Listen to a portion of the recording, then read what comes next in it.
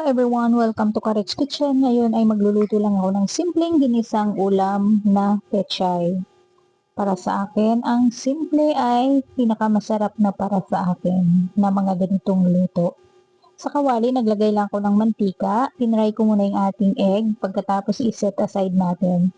Same kawali, naglagay lang ako ng konting mantika ulit. Tapos ginisa ko na ang bawang at saka sibuyas hanggang sa lumabas ang aroma. Tapos nilagay ko na yung ating tangkay ng pechay, yung puti.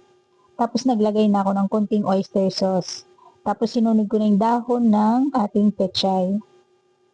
Pagkatapos takpan lang natin yan at igisa-gisa lang natin saglit dahil madali lang naman yan maluto. Nag-add din pala ako ng konting toyo pa at saka naglagay rin ako ng konting magic at saka pamintang powder. Bahala na kayo sa inyong pampalasa. Tapos lastly, nilagay ko na yung ating pinray na egg.